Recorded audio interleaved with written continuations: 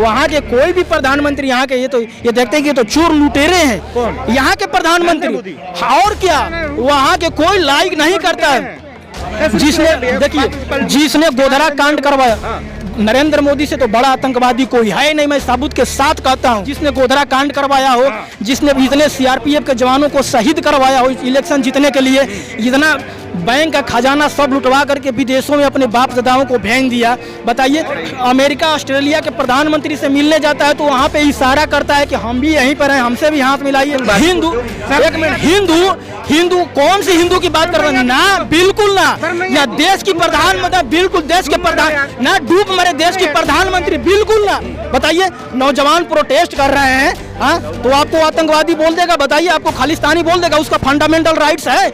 पता, ये सांसद है, ये नेता, यहाँ पे बड़े बड़े रेपिस्ट भरे हुए, बड़े बड़े आतंकवादी भरे हुए। बताइए, ये देश के तौर क्या कि ब्राह्मणवाद की क्या पहचान, गिटपिट बोले करे न काम, मानववाद की क्या पहचान? कौन सी बताइए, कौन से टीवी चैनल और अखबार की बात कर रहे हैं? जो टीवी चैनल अखबार वो भगवान और राम का पता नहीं किसका किसा धर्म ना कि न्यू एजुकेशन पॉलिसी का मतलब है कि नो एजुकेशन पॉलिसी। हाँ, राज तिलक की करो तैयारी, आ रहे हैं ईवीएम धारी, दो देश के पार्लियामेंट के अंदर बैठे ईवीएम धारी है। तो इस देश की, जिस देश की कॉलेज यूनिवर्सिटियों के ऊपर से पानी टपकता हो छत और मंदिर के ऊपर स्वर्ण कलश बैठाया जाता हो, वो देश का प्रधानमंत्री चाइना, अमेरिका का, जापान का सपना देख रहा है। बताइए, देश की सुप्रीम कोर्ट, हाई कोर्ट से भी बड़ी अदालत होती है, जनता की अदालत होती है। देश का प्रधानमंत्री आपको किसान को मवाली बोल देगा, खालिस्तानी बोल देगा? बताइए, उसका फंडामेंटल राइट्स है?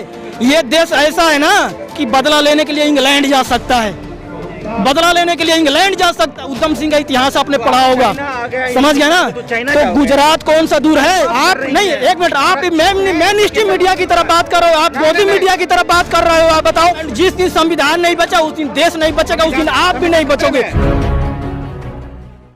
इस वक्त हमारे साथ कुलदीप सिंह हैं। कुलदीप, क्या देख रहे हो, किस तरीके से ये जो एनईपी लागू किया गया है, कैसे आप इस चीज़ को देख रहे हैं? देखिए, सबसे पहले आपका चैनल का धन्यवाद और आपके चैनल के माध्यम से सभी देशवासियों को और जो नौजवान साथी है, जो पढ़े लिखे, जो बेरोजगार युवा, जो आज के डेट में जो सड़कों पे है, सरकार की मतलब नीतियों की वजह से जो सड़कों पे है, वो कहीं ना कहीं वो आज महसूस कर रहे हैं कि हम आज जो सरकार जो चुने हैं, ये कैसी सरकार आज हमने ला दिया, जो जालिम सरकार, जालिम है। हाँ, बहुत जालिम है कि जो हमको सामना करना पड़ रहा है।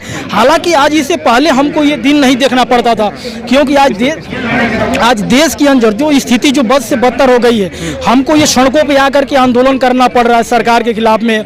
आज देखिए कि आज से कुछ दिन पहले किसान सड़कों पे थे, तो किसानों के हित में मतलब उसके खिलाफ में ये कानून बनाया गया। फिर उसी समय कोरोना काल में ही ये पॉलिसियाँ लाई गई। उस समय एग्रीकल्चर ऑर्डिनेंस में भी लोगों को फंसाया गया, कहते कि मतलब इससे एमएसपी का फायदा होगा, किसानों को फायदा होगा। इससे किसानों को भी फायदा नहीं हुआ। उसके बाद साथ ये जो कानून लाए गए, उससे इसको जो नौजवान हैं, इस भी बताइए, इतनी देश के अंदर जो इतने महंगे यूनिफॉर्म जो कॉलेज यूनिवर्सिटियों के अंदर जो बनाए जा रहे हैं, इतने महंगे फीस को लेकर के, ये जो आज नौकरियां भी नहीं लग रही है, तो लड़का जो कोई भी है गार्जियन अपने बच्चों को पढ़ाने में कैसे सक्षम होगा? आज ये एनईपी का विरोध यदि कर रहे हैं तो इसका यही मकसद है कि ये देश के अंदर ऐसी व्यवस्था को ये मतलब यूज करना चाहते हैं, जो व्यवस्था यहाँ पे सिविल यूनिफॉर्म हो, ये कम से कम यहाँ पे फीस हो, और सरकार जो है कोई भी हम यूनिवर्सिटी में जाए तो हमारी आवाज़ को सुना जाए, वहाँ पे बच्चों को दाखिला लिया जाए। टीवी चैनलों पर ये मुद्दा नहीं है, ज्ञान व्यापी मस्जिद का मुद्दा है कि किस तरीके से सरकार जो है कह रही कि हिंदुओं का जो मस्जिद है, जो पुराने तौर पे था, उसको मुगलों ने उस पर गुंबज बना दिया, एड ऑन कर दिया, ये तमाम चीज़ें टीवी चैनल। देखिए, सबसे पहले मैं बता रहा हूँ, देश के जितने नौजवान, हम ये कहेंगे आपके चैनल के माध्यम से कि जो नौजवान हैं, ये मंदिर मस्जिद के चक्कर में ना पड़े। हमारे महापुरुषों ने मंदिर मस्जिद की लड़ाई नहीं लड़ी थी, तलवार त्रिशूल निकाल करके कलम कापी की लड़ाई लड़ी थी। कबीर दास कहते हैं, संत कबीर कहते हैं कि देख कबीरा दंग रह गया, मिला ना कोई मीत, मंदिर मस्जिद के चक्कर में खत्म हो गई प्रीति। तो हम नौजवान साथियों को कोने कोने ना खत्म हो भाईचारा, ये भाई हिंदू कौन सी हिंदू इकट्ठा हो रहा है? नहीं, खतरे में कौन से हिंदू खतरे में है?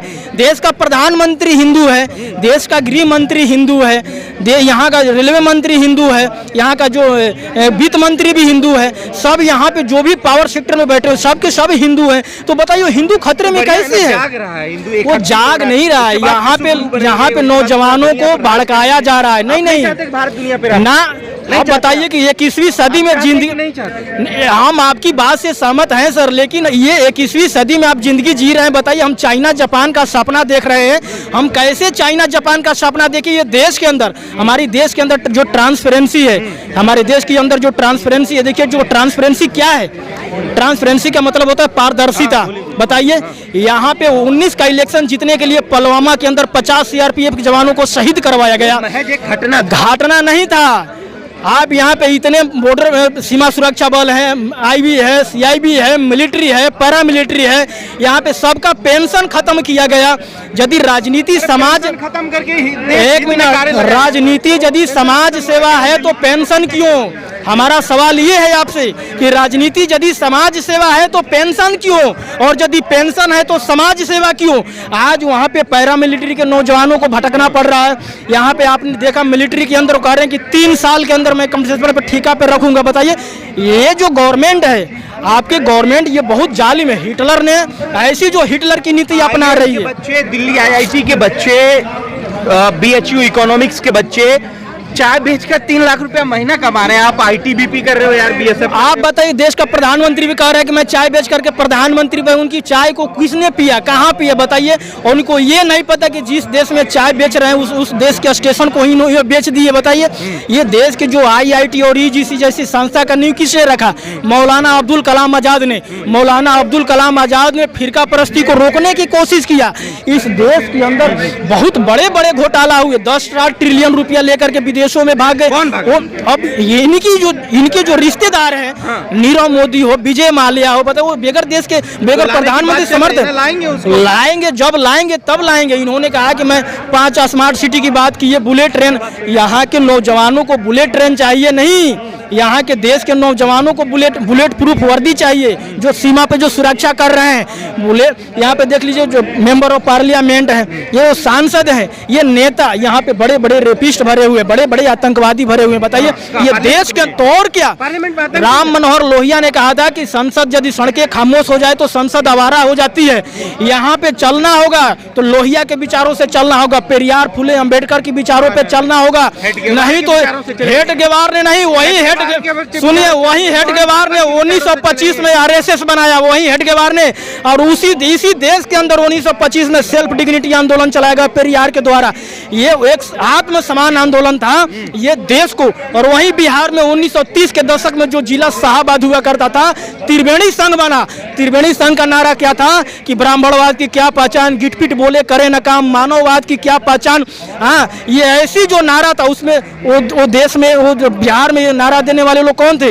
यादव, कुर्मी, कोयरी के लोग थे। वो कौन थे? ओबीसी के लोग थे। आज कह रहे हैं हिंदू खतरे में है। जिस दिन देश का मुसलमान राष्ट्रपति था और सिख प्रधानमंत्री था, वो हिंदू खतरे में नहीं था उस देश का। बताइए, आज हिंदू कैसे खतरे में?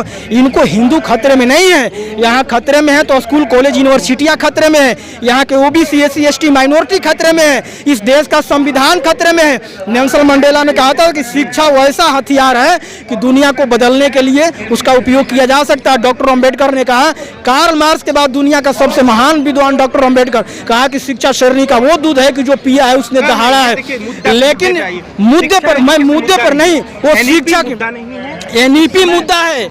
एनईपी मुद्दा है, मुद्दा कैसे समझ? न्यू एजुकेशन पॉलिसी नहीं, जहाँ सबसे ज्यादा टेलीविजन किसी मजहब पर बात करता हो, टेलीविजन तो पे बात करता हो, पार्लियामेंट सिस्टम पे बात करता हो, आप इसको कैसे मान लेते? कौन सी बताइए, कौन सी टीवी चैनल और अखबार की बात कर रहे हैं? जो टीवी चैनल अखबार वो भगवान और राम का पता नहीं किसका किसा धर्म ना के मंदिर मस्जिदों के वहाँ पे print media, electronic media, vocal media, additional media.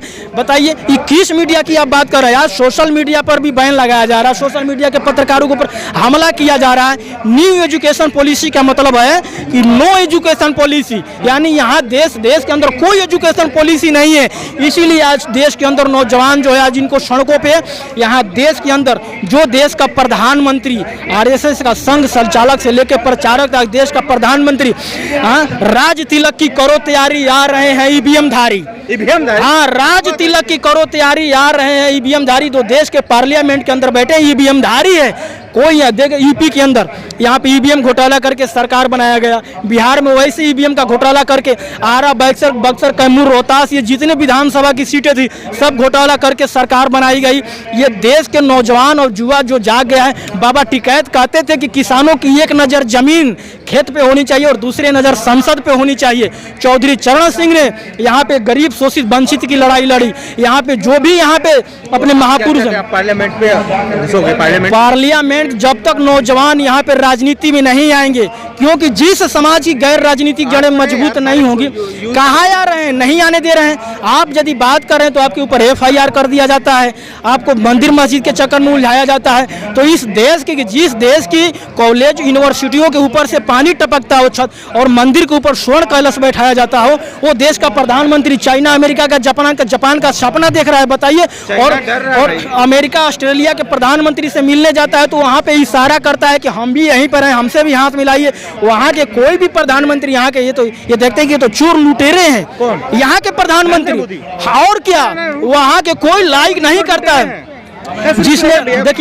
जिसने गोधरा कांड करवाया, नरेंद्र मोदी से तो बड़ा आतंकवादी कोई है नहीं, मैं सबूत के साथ कहता हूँ। दो सबूत एकदम बिल्कुल सबूत के साथ। जिसने गोधरा कांड करवाया हो, जिसने इतने CRPF के जवानों को शहीद करवाया हो इलेक्शन जीतने के लिए, इतना बैंक का खजाना सब लुटवा करके विदेशों में अपने बाप दादाओं को भेज दिया, बताइए। वो देश का प्रधानमंत्री, उस देश का प्रधानमंत्री विश्व गुरु की बात कर रहा है, बताइए कौन सी विश्व गुरु की बातें कर रहा है, बताइए। विश्व गुरु कोरोना काल के अंदर, इसी कोरोना काल के अंदर कितने लोगों की हत्याएं हुई, 47 लाख लोगों का हत्याया हुआ। इस देश के अंदर 47 लाख लोगों को मर्डर हुआ। वो लोग कौन थे? सबसे ज्यादा यहाँ के स्वर्ण ही लोग थे। और इस देश के अंदर कोरोना के नाम पे जितना घोटाला हुआ, यहाँ पे केजरीवाल, बात बताओ, हिंदू होकर प्रधानमंत्री को आतंकवादी, एक मिनट, हिंदू कौन सी हिंदू की बात कर रहे हैं? ना, बिल्कुल ना। या देश की प्रधानमंत्री, बिल्कुल देश के प्रधान ना, डूब मरे देश के प्रधानमंत्री, बिल्कुल ना, बिल्कुल देश के प्रधानमंत्री से मैं बात करने के लिए तैयार हूँ।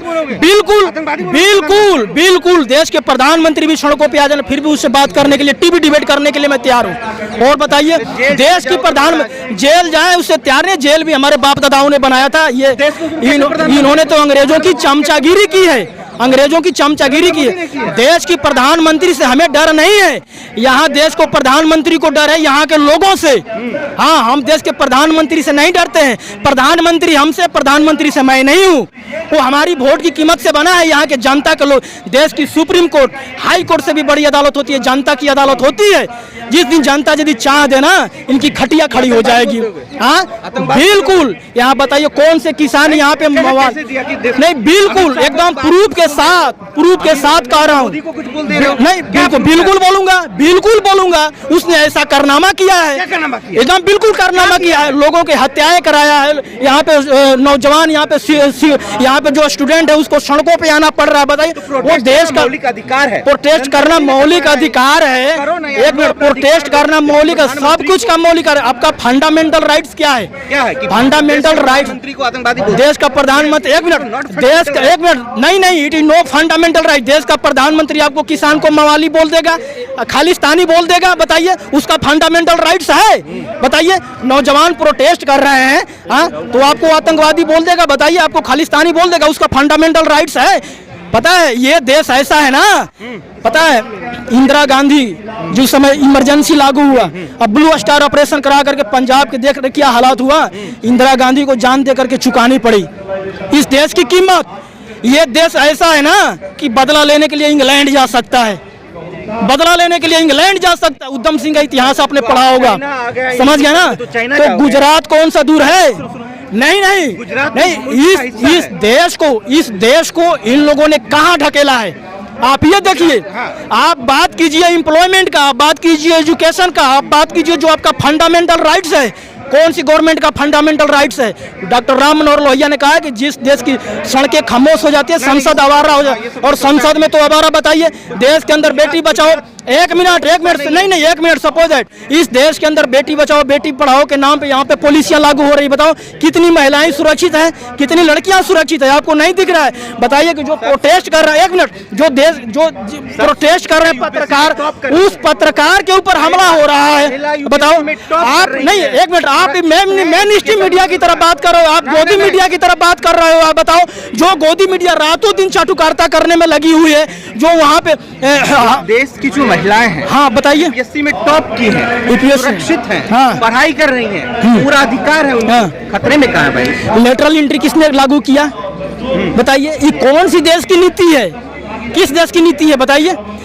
यहाँ पे देश को, नौजवानों को यदि ये लड़ाई लड़नी है तो कलम की लड़ाई लड़नी है, स्कूल की लड़ाई लड़नी है, किताब की लड़ाई लड़नी है, बचाने की ना लड़ाई तो देश बचा। जब संविधान बचेगा तभी देश बचेगा। यहाँ पे ओबीसी एससी एसटी माइनॉरिटी नहीं, ओबीसी एससी एसटी माइनॉरिटी, जिस दिन संविधान नहीं बचा उस दिन देश नहीं बचेगा, उस दिन आप भी नहीं बचोगे। एकदम बिल्कुल खतरे में है, बिल्कुल खतरे में है। आपके सामने हो रहा है, आपके सामने इसी जंतर मंतर पे 9 दिसंबर को यहाँ पे संविधान की प्रतियां जलाई रही है। उस दिन आस्था की ठेस नहीं पहुंच रही थी बताइए? यहाँ पे महिलाओं के, एक मिनट, महिलाओं के ऊपर हत्या हो रहा है, यहाँ पे रेप हो रहा है, बलात्कार हो रहा है, वहाँ पे हिंदू खतरे में नहीं है बताइए? पत्रकार के ऊपर हमला हो रहा है, हिंदू खतरे में नहीं है? आस्था पे ठेस नहीं पहुंच रहा है? एक मिनट, कहते हैं हिंदू सारा हिंदू एक हो जाए, मुसलमानों का कब्जा हो जाए।